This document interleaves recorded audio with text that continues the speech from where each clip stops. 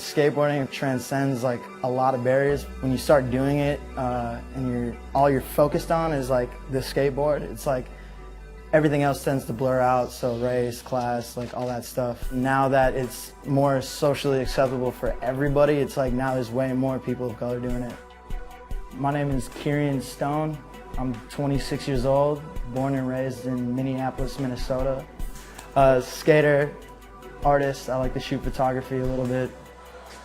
With skateboarding in particular, I feel like an individual. So like you can basically call me by my name, not by my race or my class or whatever. There's rich kids that skate, there's poor kids that skate. We're putting all of our passion into one thing, so we can forget about everything else. Hey.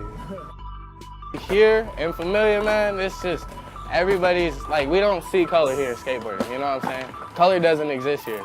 And it's just like, everybody jumps on the board, you're family, you know what I'm saying? When you're skating, you kind of transcend race, class, whatever, but it's not to say that outside of that community I didn't experience, I guess, racism and things like that.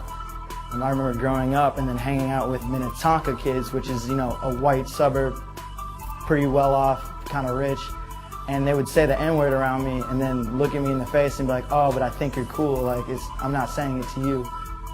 And it made me very aware of, I guess, my position in society. That people might not take me seriously right away. Like, I had to go an extra step basically to prove that I'm competent and I guess serious about, I guess, my future, or whatever it is that I'm involved with. It's not even like, cause I'm a skateboarder, dude. It's more like just like skin color, you know what I mean? And just how people are in general, you know what I'm saying? And how they're gonna think. Regardless if I'm on the board or not, just walking down the street, normal dude, you know what I'm saying?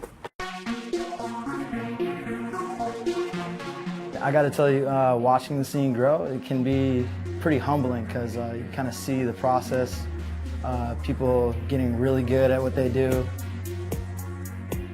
Like Troy, like I've been knowing Troy since he was 12, and he's been killing it like since. My main focus with him is to get better than I am. You know what I'm saying? That's what always been the goal. Dalvin, man, just comes here every single day. Every single day. When I say every day, I mean every day, bro. He's here. All of those dudes really just, you know, push me and just show me like, oh yeah, like let me look up to these older dudes. Let me, you know what I'm saying? Especially Dalvin. Let me just be like that, you know, type shit almost. Like just looking up, like them are the dudes. So you'll see people skating in the Olympics basically in 2020, and that's kind of a crazy thought. Like 15 years ago, 10 years ago, like nobody would have really imagined that being a possibility. So it's definitely on its way up, which is kind of cool. I'm just trying to skate until I'm old, like super old. I'm 22. I'm trying to skate when I'm at least 60.